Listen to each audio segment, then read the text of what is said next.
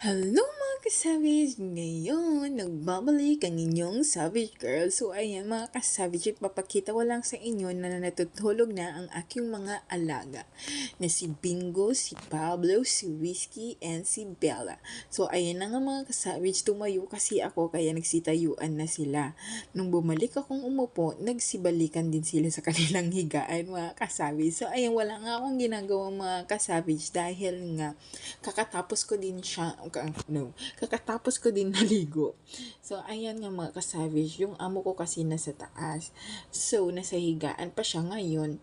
Ayan, simple-simple muna, pahinga-pahinga, habang pinapatuyo ang aking basa na buhok. So, meron akong dinudukot yung mga ka-savage kasi nga, meron akong mga buhok na nalalagas.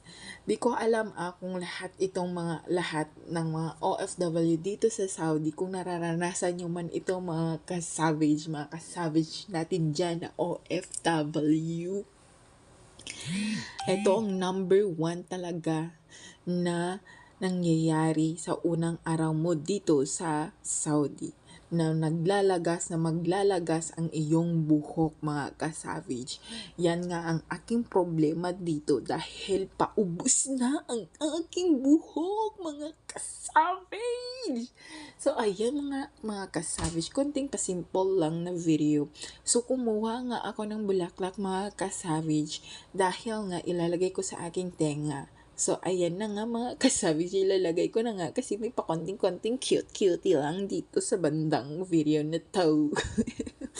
So, ayan nga mga ka-savage kasi wala akong magawa. So, ayan, ganyan lang. Ganyan lang ginagawa ko sa ngayong araw. Oh, di ba? Cutie girl, ang inyong savage girl.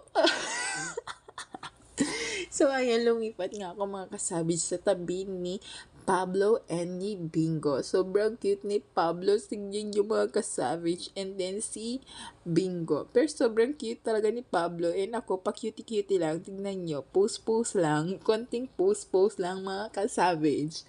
So, ayan nga mga kasavage. Wala akong magawa. So, ganyan nga ginawa ko kay Pablo mga kasavage. So, ayan. And then si Bingo. Wala yan. Nakahiga lang talaga yan. Kahit anong gawin mo. Kahit palabasin mo yan, nandiyan lang yan. Kasi nga, summer dito mga kasabich, ayaw niyang lumabas. So, ayun na nga mga kasabich, lumipat na ako dito sa kitchen. Dahil nga, sobrang bored ako doon. And then, naisip ko na manonood na lang ako ng K-drama. So, ayan, konting pa-cute-cute na naman mga